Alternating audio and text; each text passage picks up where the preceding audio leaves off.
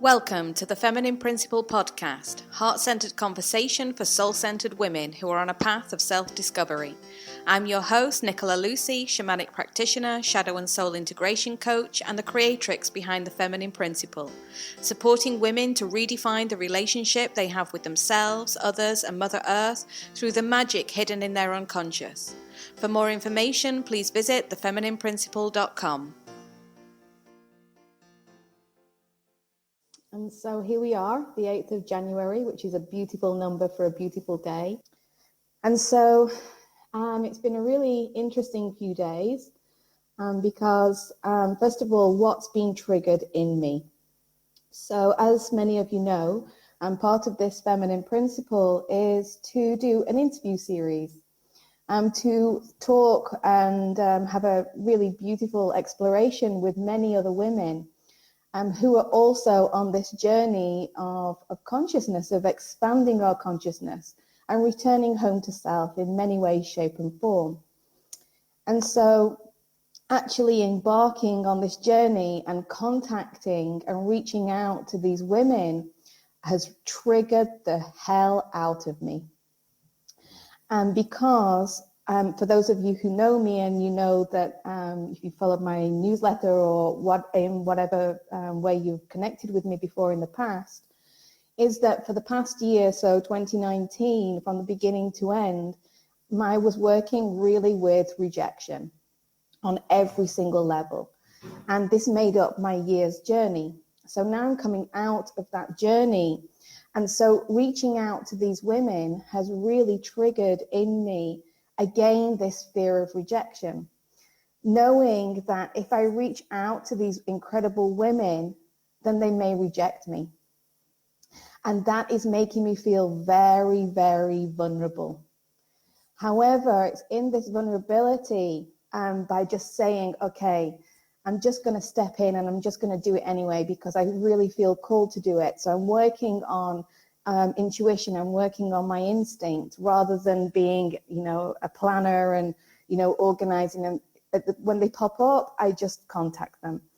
And so it's really making me nervous and making me step into this real space of vulnerability within myself, which, I'm more than happy to be vulnerable sometimes, but this has been a really deep, long pattern with me. And so the more that I've stepped into it, the more that I'm facing the fear and knowing that rejection could be on the other side, but I'm stepping in and doing it anyway. But the results have actually been really quite profound. And so, yes, we're going to talk more about fear in the next workshop, which is coming up in February. So I won't go into too much detail about how to work with that.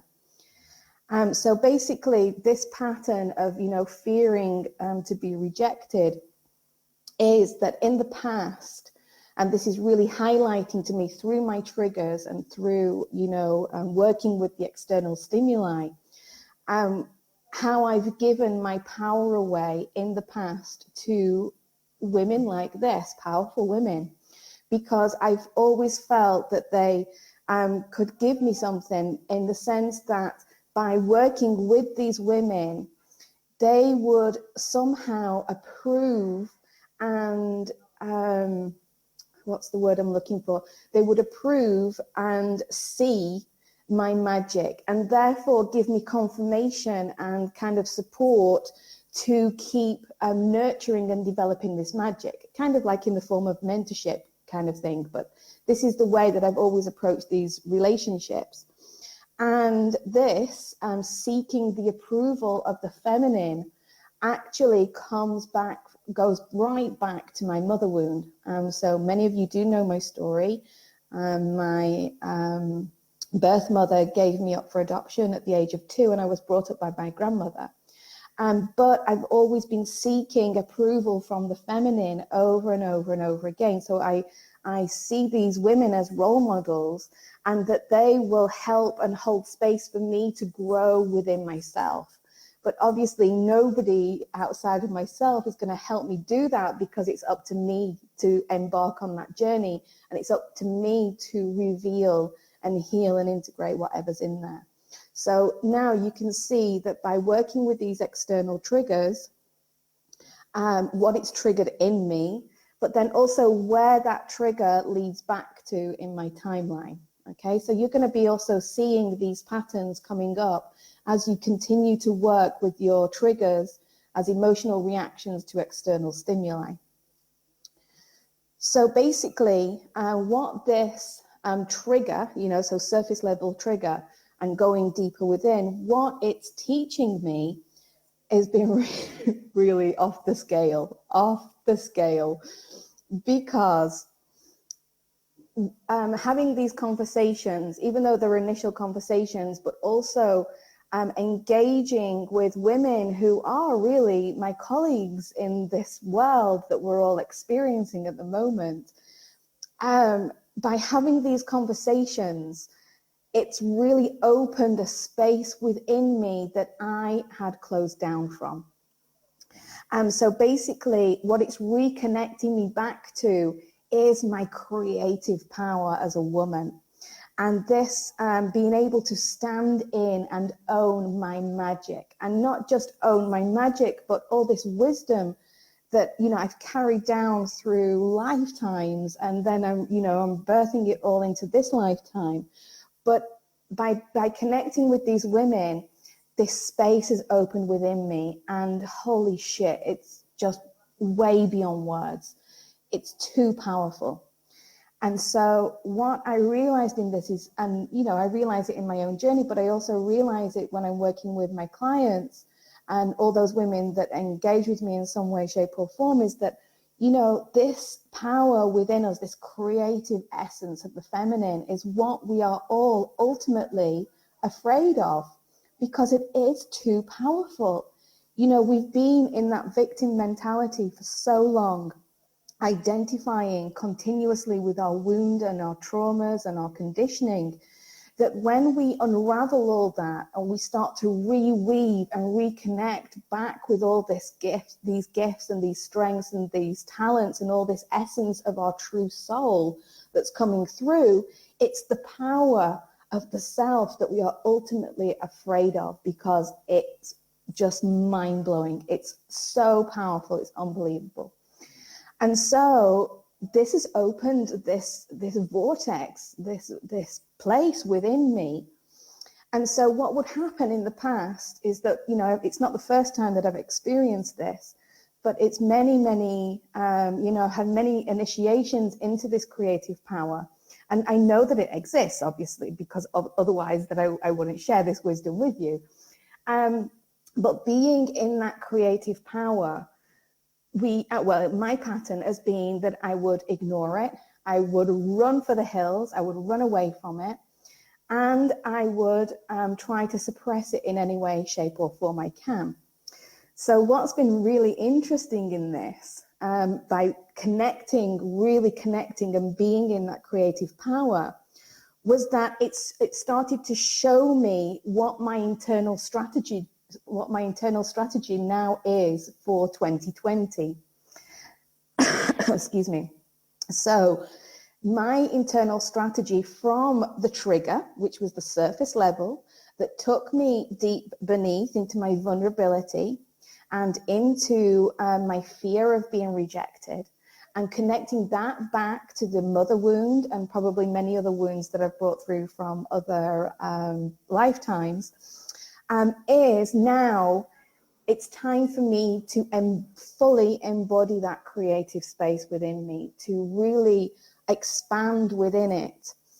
And that's triggering the shit out of me. It's really triggering the hell out of me. But, this is my internal strategy.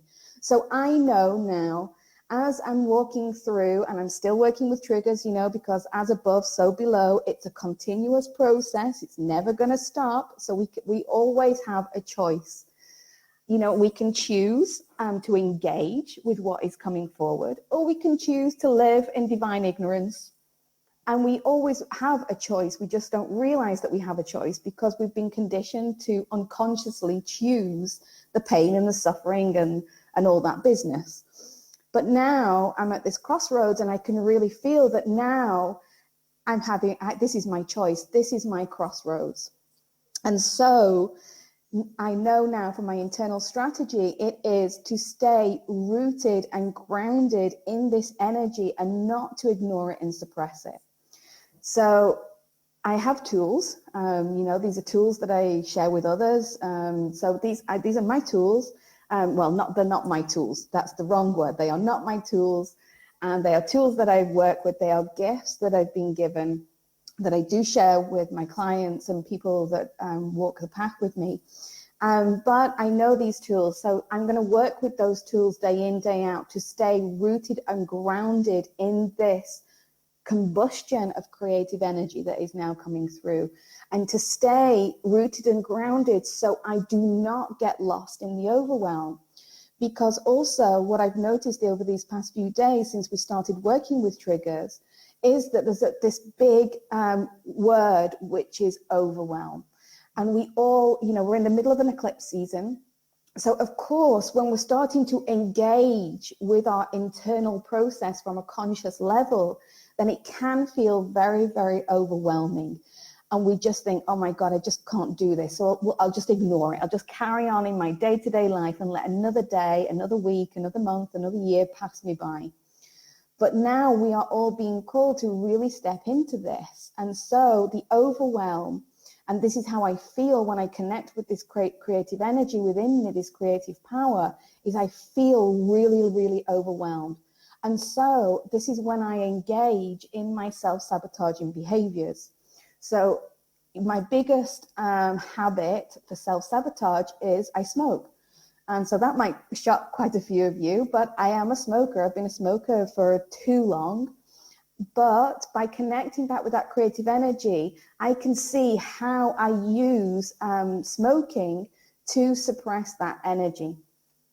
And then I can also see how, other behavior patterns of mine.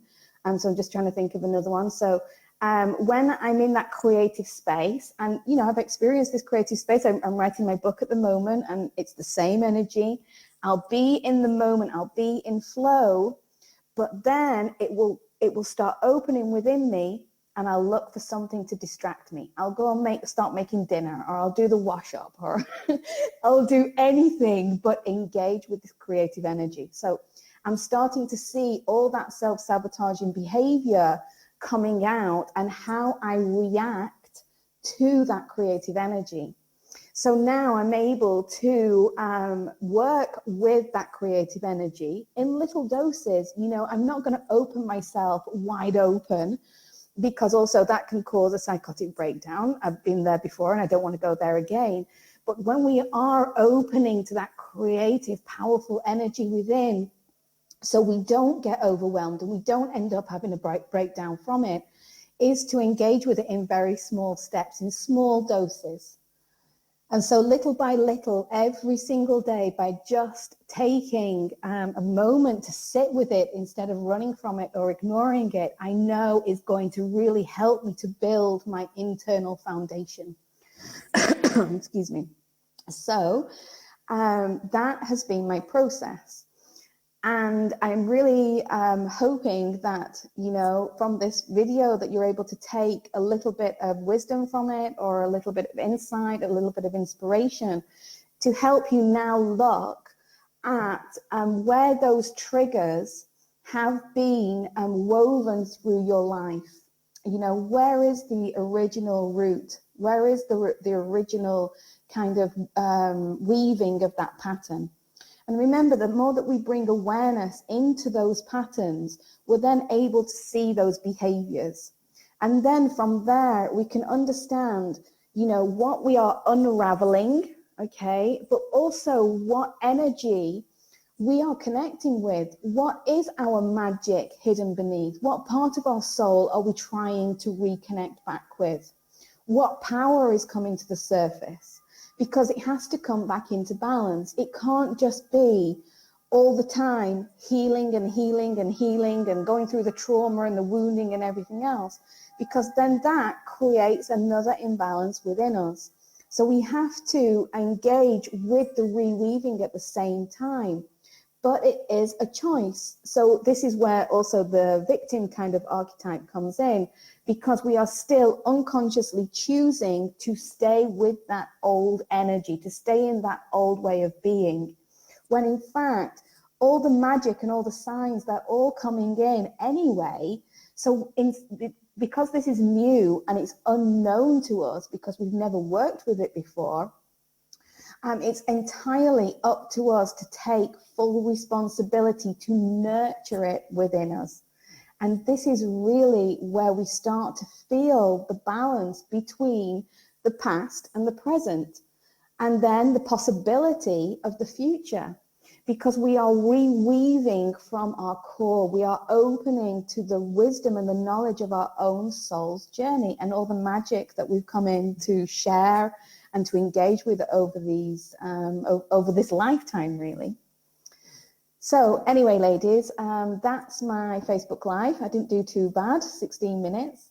And so if you have any questions, or, come and share your triggers. Let's all use each other as the mirror, because every interaction that we have is a mirror. It shows us something that we might not be able to see for ourselves because we're in it.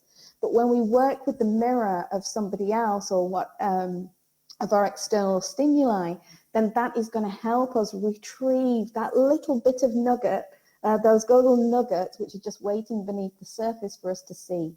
And this way, we get to redefine the relationship with ourselves, with others, and Mother Earth. Thank you for tuning in to the Feminine Principle podcast. If you have enjoyed listening and received value from this episode, then please consider supporting the work to create a circle of reciprocal generosity. The link is below, with love and gratitude.